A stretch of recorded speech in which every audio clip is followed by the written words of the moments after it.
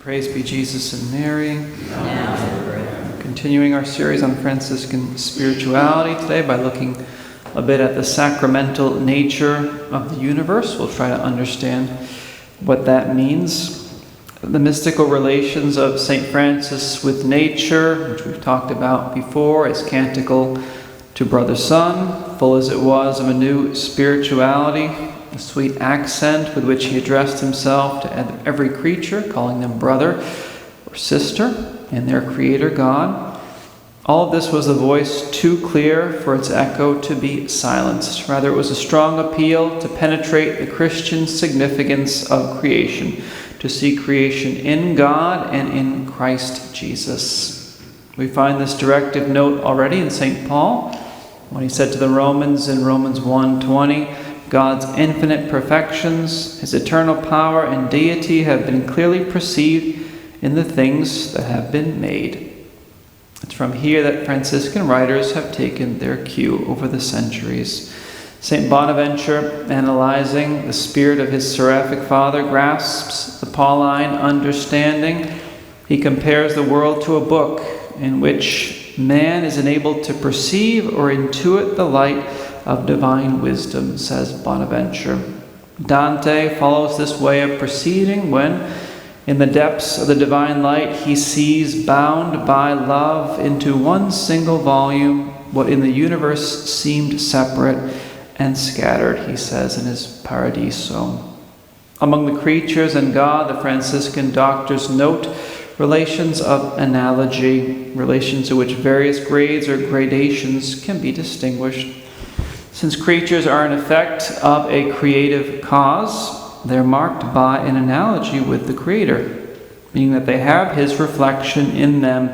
They have similarities with Him in some form or fashion.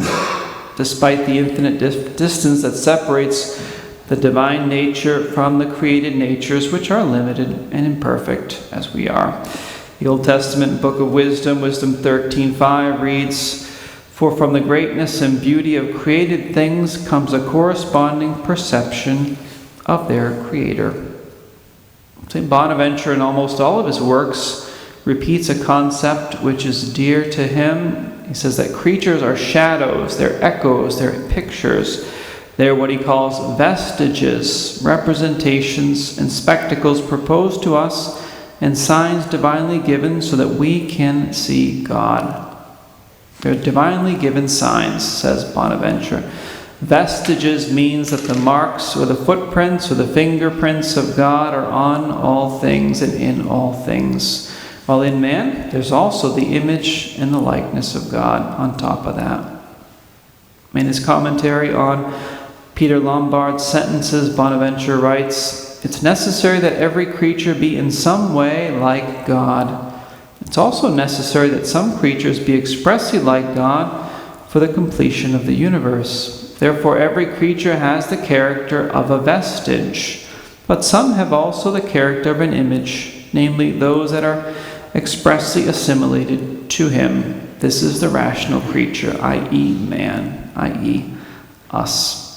So the whole universe reflects in some small way the divine beauty.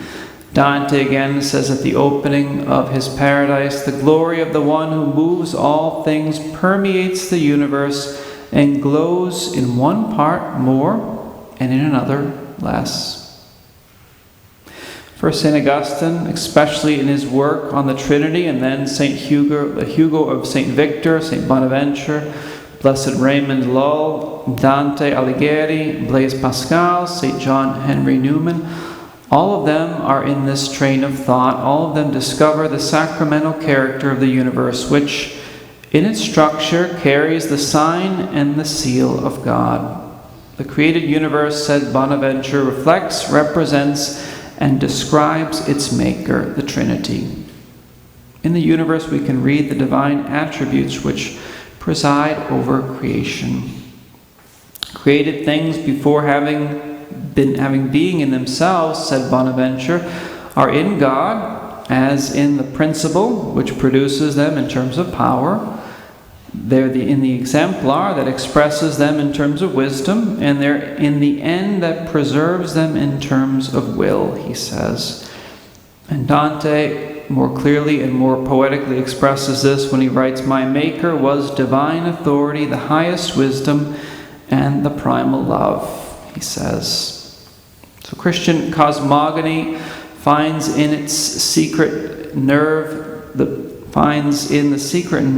of beings, in the secret interior of things, the divine power calling forth from nothing the heavens, the seas, the mountains, the earth, all the inhabitants of the earth.